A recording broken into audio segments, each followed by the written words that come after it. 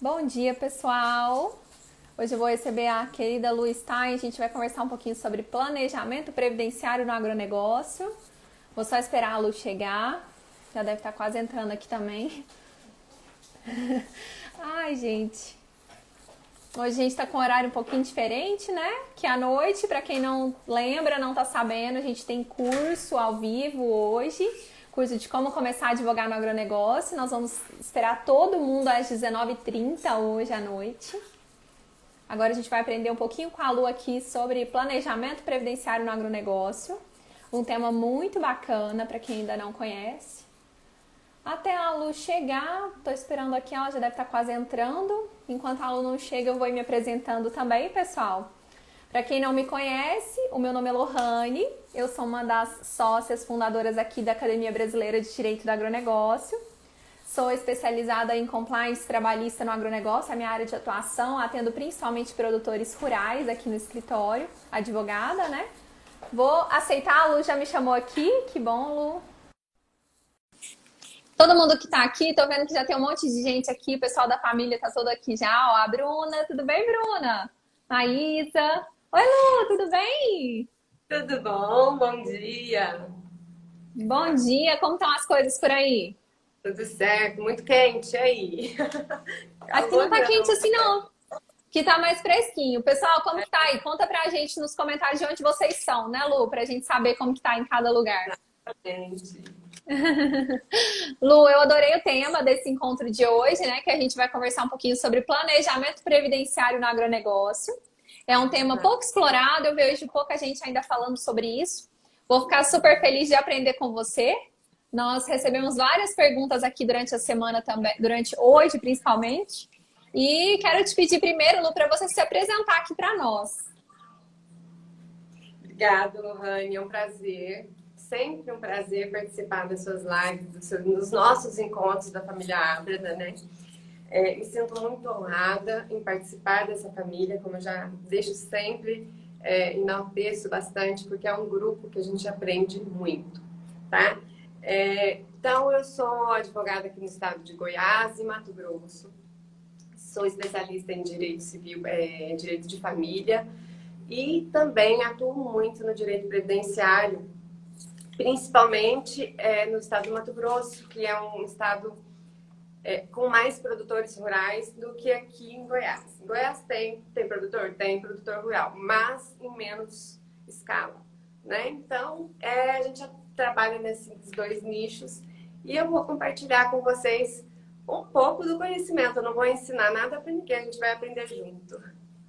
Lu, quero te agradecer muito, viu, por ter tirado um pouquinho do seu tempo para estar aqui com a gente hoje. Estou aumentando o volume aqui para te ouvir melhor. Mas quero te agradecer muito a disponibilidade. É sempre um prazer estar com Será que o você, som viu, tá Lu? legal? Todo mundo tá ouvindo? Eu tô ouvindo super bem. É o meu volume que estava baixo, eu aumentei um pouquinho para te ouvir melhor. Mas, pessoal, vocês estão ouvindo bem? Eu e a Lu aqui. Ó, Lu, que legal. Tô vendo que tem gente aqui do Brasil todo, ó, de Minas, BH, Mantenópolis, no Espírito Santo. Eu vi que tem gente de Goiânia, Pacaembu de São Paulo. Que legal, hein, Lu? Muita gente. Sejam muito bem-vindos todos a Goiás.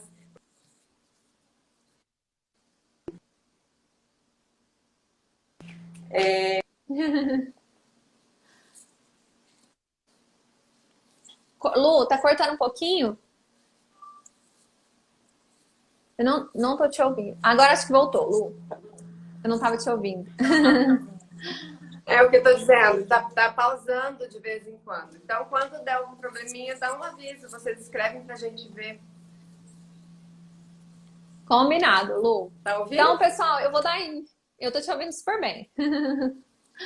Eu vou dar início, Lu, tirar algumas dúvidas com você enquanto a gente vai conversando aqui, umas perguntas que o pessoal trouxe. E aí, se vocês tiverem mais dúvidas, pessoal, podem mandar aqui nos comentários também, né, Lu? Que a gente vai conversando. Eu tô te ouvindo. Tá me ouvindo agora? Tô. Tinha dado uma travadinha, mas tô ouvindo agora. Tá gravando. Qualquer coisa, sai e entra de novo pra ver se melhora a conexão, ok? Tá E bom, aí, Lu. vamos começar? Vamos lá, então. Lu, já tem uma primeira pergunta aqui.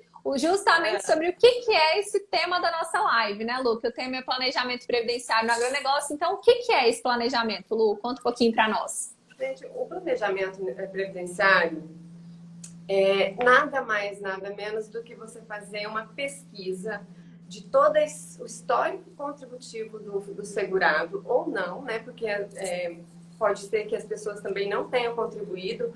Daí, com esse estudo previdenciário, a gente vai verificar quanto tempo de contribuição teve, quais os valores que foi contribuído, se foi do mínimo, se foi do teto, e fazer uma contagem de cálculo para saber se a pessoa já tem possibilidade de aposentar, com qual idade ela vai se aposentar, ou se ela vai ter que fazer algumas contribuições até adquirir o direito de aposentadoria por tempo de contribuição, né, como segurado. Então, é muito importante, Lô, eu percebo que quando a gente atua no direito previdenciário, aqui em Goiás, eu vejo muita dificuldade na aposentadoria dos segurados, porque grande parte deles não fazem esse acompanhamento. Grande parte não sabem quanto tempo contribuíram. E existe um monte de problemáticas que, às vezes, eles trabalharam por mais de 30 anos, têm vínculo na carteira, mas não houve repasse do INSS, lá no INSS, do empregador no INSS, onde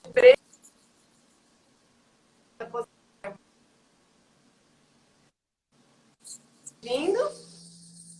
Cortou um pouquinho, mas acho que agora voltou. Deu uma pausada. Ouvindo. Só nessa última. Deu uma pausa enquanto você estava.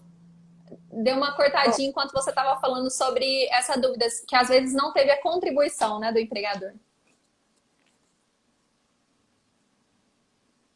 Lu, não estou te ouvindo. Se você quiser sair e entrar de novo.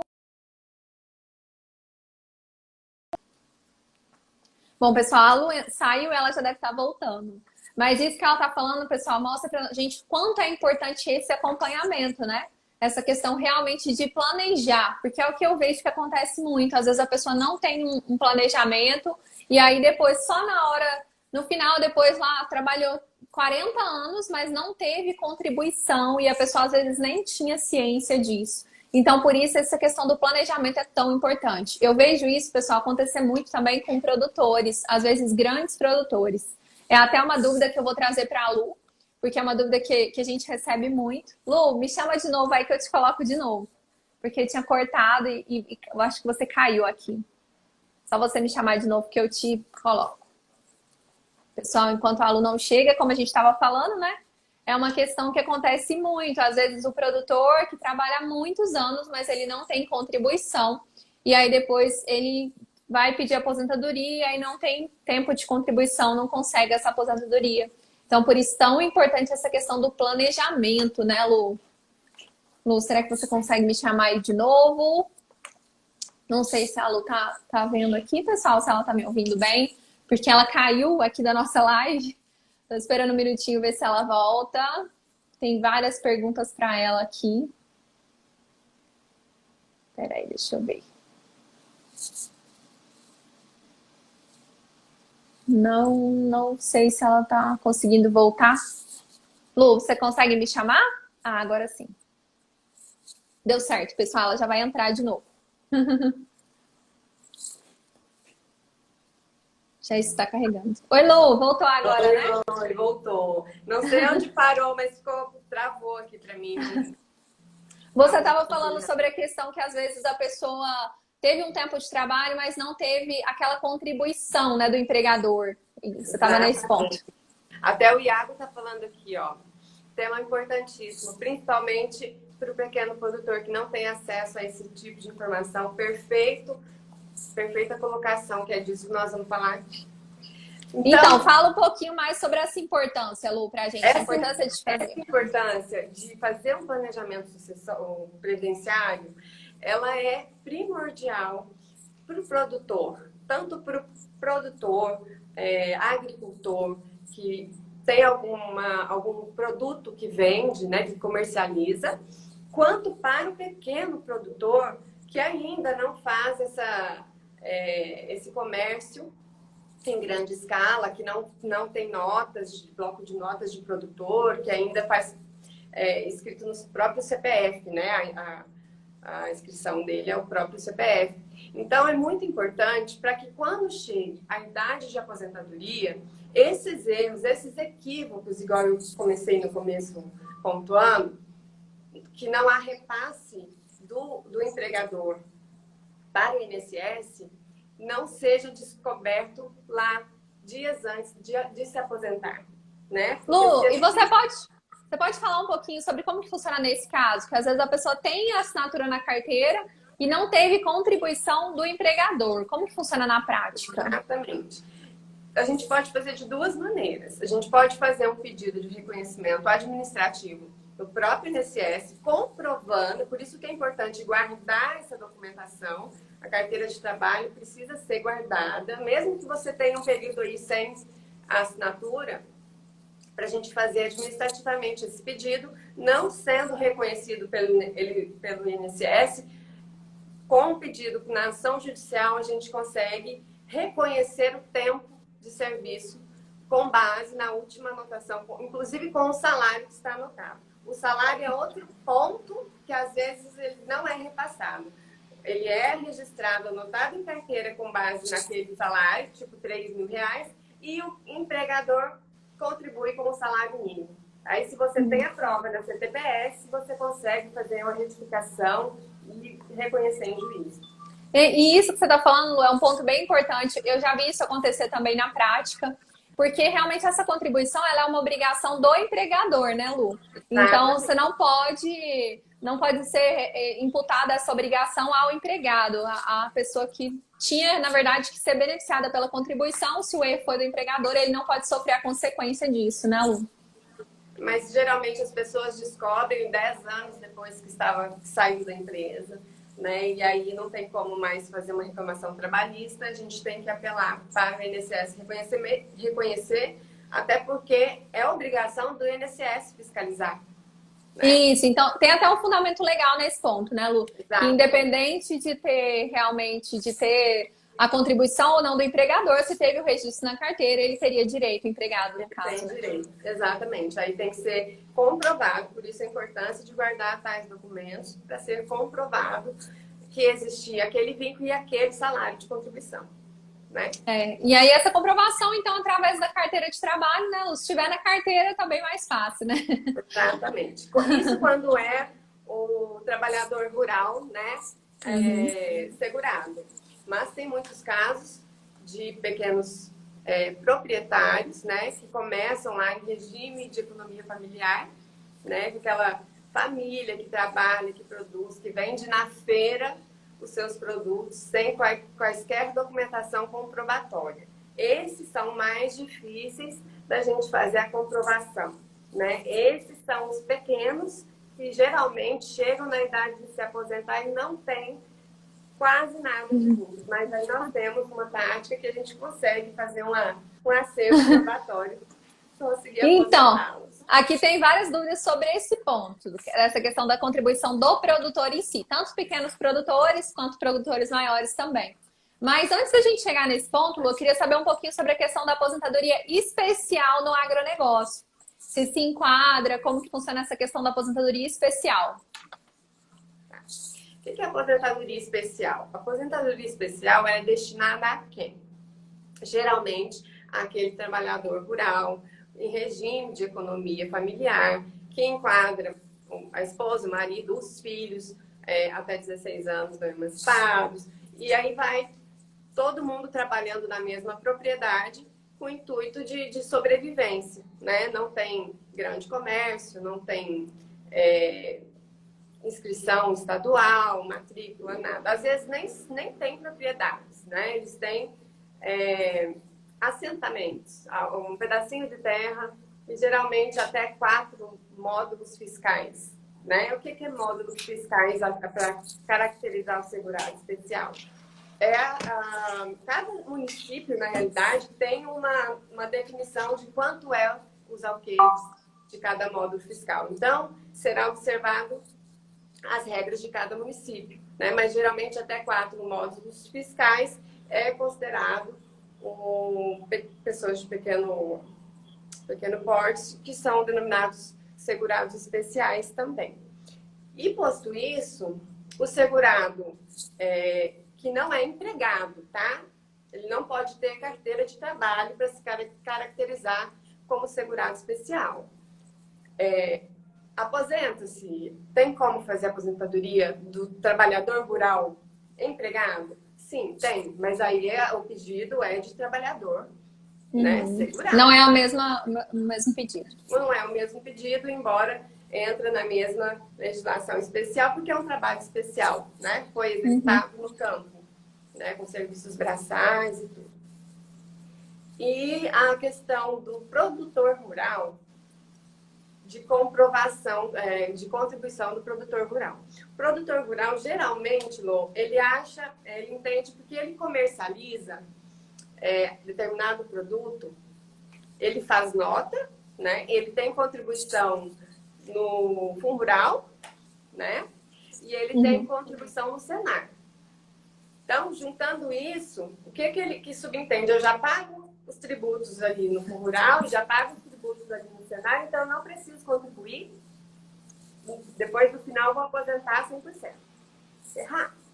Tá? Mesmo com essas contribuições no Fundo Rural, no Senar e outros órgãos que tem por aí, o produtor tem que contribuir sim, individualmente, tá? Para poder ter direito a chegar à idade lá dos seus 60, 65 anos, de ter a sua aposentadoria garantida. Pessoal, isso aí que a Lu tá falando é muito importante, porque eu vejo isso acontecer muito na prática. Não só para pequenos produtores, eu vejo produtores rurais que produzem há muito tempo, tem toda uma estrutura e que não tiveram contribuições previdenciárias justamente por esse entendimento. Quem trabalha no agro sabe, o valor de fundo rural é muito alto, essas contribuições são altas. Então o produtor acha, não, já estou contribuindo, estou pagando, e depois quando chega lá, passam muitos anos, vai realmente fazer o pedido e aí não teve contribuição nenhuma. Não tem comprovação de contribuição, né? Tem tudo para aposentar, mas não tem as contribuições. E outra coisa, na nota, geralmente é um produtor, a empresa que te compra o produto, ela já faz ali na nota fiscal uma ressalva de um valor de INSS. Já reparou nas notas? Já, e esse valor, em tese, teria que ser repassado para o INSS. Mas grande parte das vezes não é. E não é porque foi deduzido ali aquele valor que vai ser, que o produtor vai estar segurado. Entendeu? Ele só vai estar segurado se ele contribuir. Ele vai ter com essa nota um abatimento lá no imposto de renda. Na contribuição depois. Na contribuição do imposto de renda. Entendeu? Lu, e você só, antes um pouquinho, você estava falando um pouquinho sobre essa questão do contribuinte da aposentadoria especial. Qual que é a diferença do segurado que se aposenta com aposentadoria especial ou aposentadoria comum? Você pode explicar um pouquinho sobre esse ponto também, nesse meio do agro? A aposentadoria do segurado especial é essa, de regime de economia familiar, que ele vai aposentar geralmente com salário mínimo, né? Porque não houve repasse de contribuições. Mas e tem uma redução no prazo de contribuição quando a aposentadoria especial, no caso? Tem uma redução que aí aposenta com 15 anos de contribuição. Se tiver tido contribuição, com 15 anos já, e tendo a idade, né? 60, acho que é 60, 61, 65, 61, mulher, agora me falha a memória. Mas tem essa redução, tá? E quanto à aposentadoria...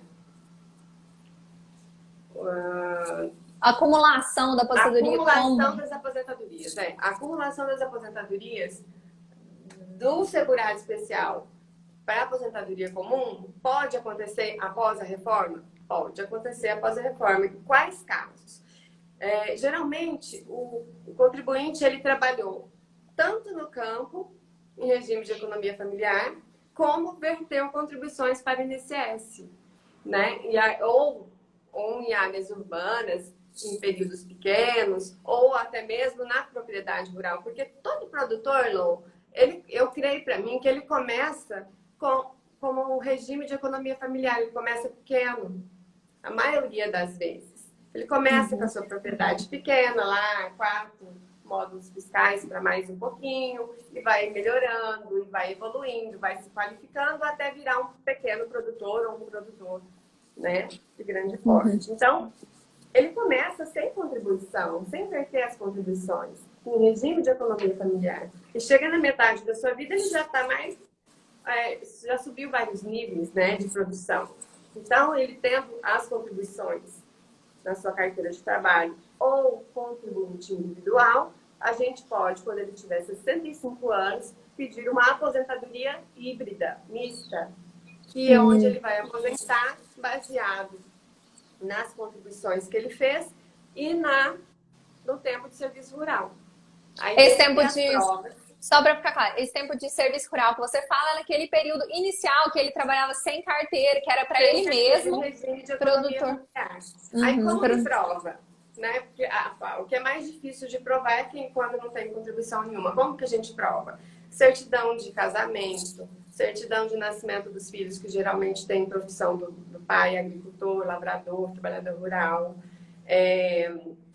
Inclusive, alistamento, aquela carteirinha de alistamento de reserva militar, consta também. Inclusive, para tempo de contribuição especial, esse tempo de alistamento no Exército, na área militar, ele conta como contribuição. Tá? Muita gente esquece de aproveitar esse período para valer. Às vezes ficou lá 2, 3 anos servindo e esse tempo vai somar na aposentadoria por contribuição. Que interessante, né? E muita gente esquece disso. Né? Aqui a gente até recebeu uma mensagem aqui, a Arcanjo, não sei se é Arcanjo mesmo, seu nome, e ela falou sobre aposentadoria rural, a idade, homem, 60 rural anos. É 60 a 55, isso. Mas quando tem contribuição, eu, salvo engano, depois vocês conferem para mim, eu acho que é 60 anos mulher e 65 homem, salvo engano. Não me recordo agora. Lu, mas e com relação a essa... É você falou um pouquinho dessa questão pós-reforma, né? Essa mudança que ainda é possível híbrido, dependendo. E quem que entra nas regras de transição pós-reforma agora? Quem que pode entrar naquela questão da transição? Mais uma vez, a gente cai naquela fase do planejamento, né? Você tem que fazer um estudo para saber onde você se enquadra. Geralmente, quem já tinha o direito adquirido nessa fase de transição antes da emenda constitucional da reforma e posterior, hoje, por exemplo, já tem o direito adquirido, ela vai aposentar normalmente sem análise dessas novas regras. Então, está dentro das regras de transição, entendeu? Então, por isso que tem que fazer o planejamento, cada caso é um caso. Bom. Entendi. Aqui, essa pergunta interessante do Iago, ó. Ele está perguntando se o contrato de arrendamento pode servir como meio de prova, se ele tem que ser registrado em cartório ou não. Contrato de arrendamento rural, ele serve, sim, arrendamento, comodato rural, contrato de compra e venda de propriedade rural, de locação de pastos, essas coisas. Tudo vale como prova para produtor rural ou para regime de economia familiar também, em alguns casos. Tá? Lu, teve registrado em cartório. A maioria das vezes é bom que se registre em cartório para não ter erro, não ter tese de recurso lá na frente. Teve uma pergunta aqui, Lu, que também achei interessante, que está mais para trás, que foi do Cristiano, que ele perguntou se pode indenizar o período da contribuição. Se não tiver contribuído, chega lá no final e fala, vou indenizar aquele período todo. Pode fazer isso, Lu? Com o trabalhador? Com o proprietário, né? Deve ser com o proprietário, no caso o produtor, imagina. Não, a questão do INSS pode. Antigamente não tinha até acho que mudou isso recentemente. O FGTS podia também, mas agora não pode mais. Só a respeito dos últimos 5 anos trabalhados. Mas a respeito do INSS, pode indenizar, pode pedir indenização pelo dano, né? Pela eu acho que ele quis dizer assim, se você pode pagar, vamos supor que você não contribuiu, 10 anos sem contribuir. Acho que essa que foi a pergunta, né, Cristiano? Não tenho certeza se foi isso. Isso. Não pode. Tem que ser mês a mês. Não pode acumular. Ah, é isso. Eu acho que foi isso que ele quis perguntar. Não Se a pode pessoa... acumular, tem que ser mês a mês. O INSS não aceita. Então, por isso que tem que ter mais cuidado ainda com essa questão do planejamento previdenciário, né, Lu? Exatamente. Porque não É dá para multimês compensar hoje. depois. A gente vê, eu vim do Mato Grosso agora, essa semana, e lá eu trabalho exclusivamente com pequenos produtores, lá com terras de assentados, que estão começando agora que receberam o CAR, e eles já têm 65, 70 anos e não se aposentaram ainda por falta de provas anteriores, entendeu? E sem verter contribuições. Então, a gente faz um planejamento muito bem feito em cima disso para eles terem o direito de aposentadoria. E às vezes tem provas que nem eles sabem que servem. Tem. Lu, e com relação a essa questão da contribuição, como que orienta o cliente sobre os valores? Se você, o valor dessa contribuição, quanto que esse produtor contribui, qual que, a partir de tal valor não vai ter mais diferença? Como que funciona essa questão da fixação do valor de contribuição, Lu? Olha, esse é um ponto, Lu, que eu acho muito arriscado. O advogado ele falar para o cliente exatamente, você vai contribuir a mais sem fazer esse estudo antes. Porque o que acontece? O produtor geralmente ele declara imposto de renda, né? Maioria das vezes. E não adianta eu falar para ele contribuir sobre um salário mínimo se ele declara imposto de renda de R$ 5.000. Porque vai dar conflito depois. A Receita vai fiscalizar depois. Então, tem que ser analisado. Eu falo um pouco que essa parte do direito previdenciário, ela também é tributária.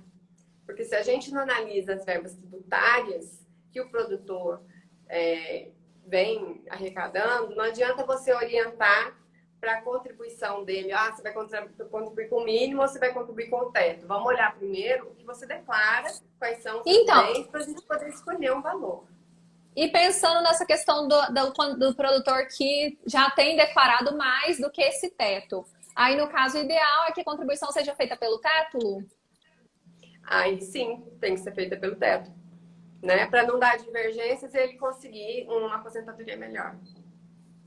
Entendi, Lu. E agora entrando um pouquinho naquela questão que você falou no início, da diferença do produtor rural empregador e do produtor rural em regime de economia familiar. Essa é uma questão que eu acho que é onde mais foi o que a gente mais recebeu de dúvida, que geralmente o pessoal mais pergunta. Qual que é a diferença disso na prática? O que isso vai implicar na aposentadoria? Como que funciona? Bom, o produtor rural, ele tem, a gente já distingue por aí. Qual que é a diferença entre a aposentadoria do produtor rural para o segurado especial, que é o regime de economia familiar? Primeiro, que o produtor tem que contribuir. E o produtor, a aposentadoria especial, em regime de economia familiar, ele não precisa verter contribuições. Ele tem que ter o quê? Início de prova material.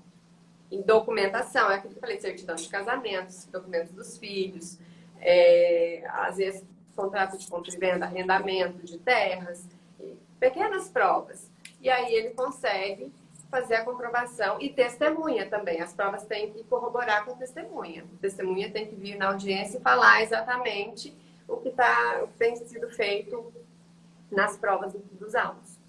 E o produtor rural, se não tiver contribuição, ele não é especial, né? Quando tem contribuição, ele não é especial, ele é contribuinte. Ele é produtor rural, contribuinte. Lu, e qual que é, isso aí é uma dúvida que a gente também recebeu com relação a como que deve ser feita, então, essa contribuição para que ela tenha validade na hora do produtor se aposentar. Se ele não está em regime de economia familiar, é um produtor, realmente tem outros funcionários. Isso.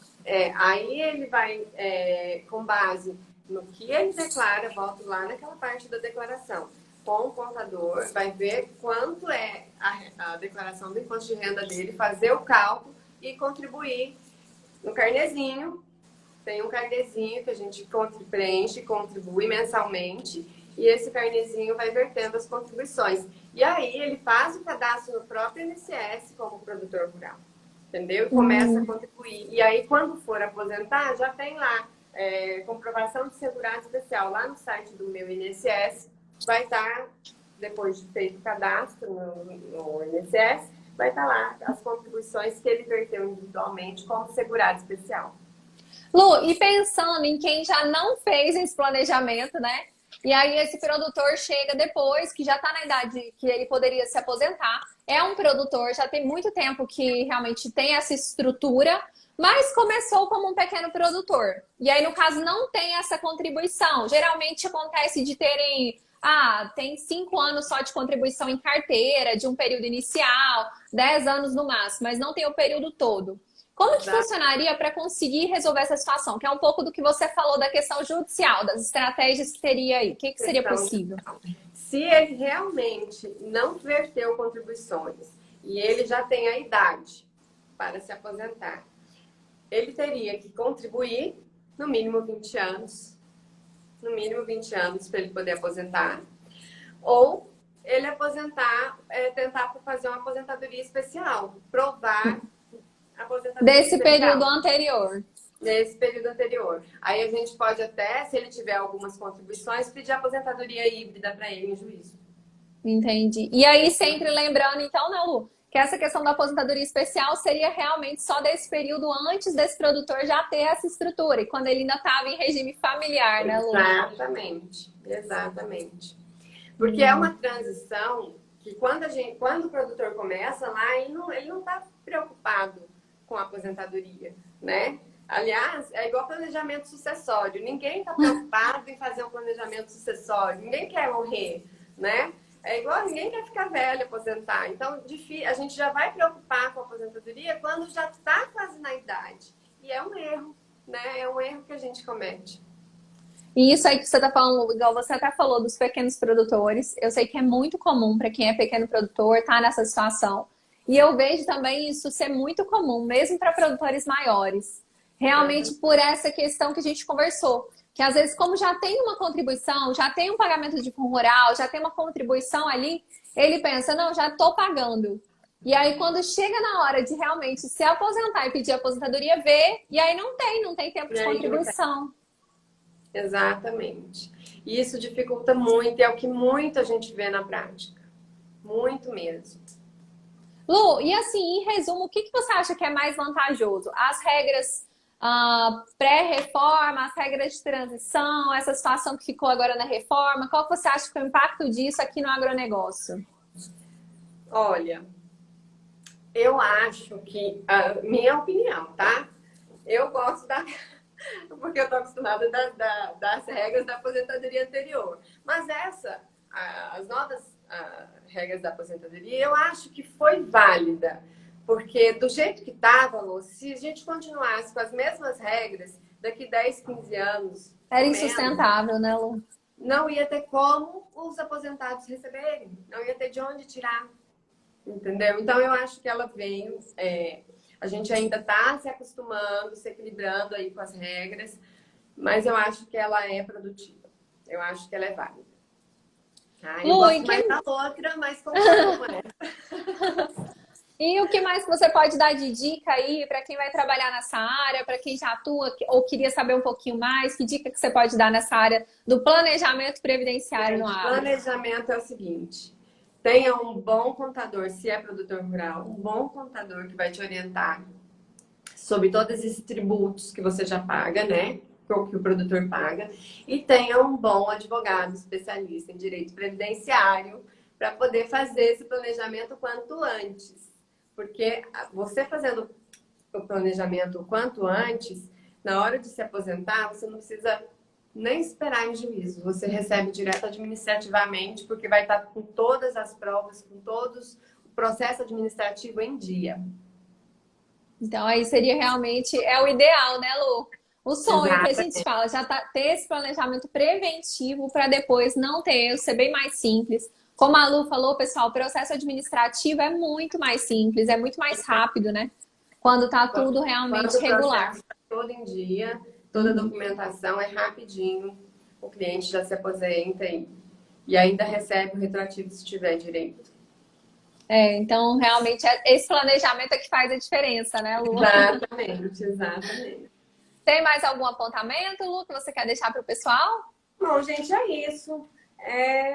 Compartilhar com vocês esse bate-papo, não é nem tantos conhecimentos, não, é bate-papo mesmo. E a importância de se fazer um planejamento previdenciário. Como tudo na vida, a gente tem que fazer um planejamento, seja financeiro, seja sucessório, enfim, planejamento previdenciário para o produtor rural especialmente, ou o pequeno produtor. Ele é importante para não ser pego de surpresa. Inclusive, Lô, tem uma tese de que quando as contribuições são maiores e chega na hora de aposentar, ele aposenta sem levar em consideração o teto, ele pode, inclusive, pedir o ressarcimento daquilo que ele pagou a mais, que não foi analisado na época da aposentadoria. Tem muitas estratégias, né, Lu? Nesse âmbito judicial, eu vejo também muita questão de revisão de aposentadoria. Acaba que tem muitos caminhos aí também, né, Lu? Exatamente. E uma das, assim, que a gente mais aposenta nos assentamentos lá do Mato Grosso é a aposentadoria híbrida. Porque ele sempre tem pouca contribuição, já tem a idade 65 para mais e vínculos de regime de economia familiar. Então, a gente junta as contribuições com a prova de trabalho rural inicial, com testemunha e a aposentadoria híbrida. É o período que ele teve. Essa é uma que o INSS nega, ele não concede. Quando teve contribuição, no caso comum, né, Lu, em outros empregos, pessoal que não são da área do agro, e aí teve um período em regime de agricultura familiar, né, Lu? E aí entra nessa questão híbrida, junto os dois períodos. E engraçado que quando a pessoa começa em regime de economia familiar e depois ela vai para a cidade e começa e trabalha mais 15 anos, e aí ela só tem, ou menos, geralmente é 12, 10 anos, e já tem a idade de se aposentar e não quer esperar um tanto de contribuição, ela também pode pedir aposentadoria híbrida e se aposentar com o último salário dela. Que interessante. Não, Lu, adorei saber, adorei aprender um pouquinho com você. Quero te agradecer muito mais uma vez, viu, a disponibilidade, estar aqui com a gente, contando um pouquinho, ensinando um pouquinho para nós sobre essas questões previdenciárias, sobre a importância desse planejamento. Quero te agradecer muito, viu, Lu? Eu que agradeço, eu que aprendo sempre. E foi ótimo a interação de todo mundo. Se ficou alguma pergunta sem responder, depois a gente passa aqui e deixa para vocês. Depois podem. Depois a Lu responde, pessoal. A gente está sempre combinando. Depois a Lu responde na live mesmo as perguntas que ficarem. E aí, pessoal, queria reforçar o convite. Hoje começa o nosso curso, que é Como Começar a Advogar no Agronegócio. Início hoje às 7h30 da noite, ao vivo. Lembrando que a lista de presença para acesso ao certificado ela é passada só no curso ao vivo, então não percam as aulas ao vivo, vão ser bem especiais, tá muito bacana o conteúdo. A gente vai ficar esperando todos vocês lá. Lu, te encontro hoje à noite de novo. Com certeza. Te espero lá. Super beijo para todo mundo que acompanhou a gente aqui. Muito obrigada, pessoal. Foi um prazer estar com vocês. Obrigada a todos, viu? Um prazer, Lu. Obrigada. Prazer, Lu. Beijo. Tchau. Beijo. Tchau, tchau.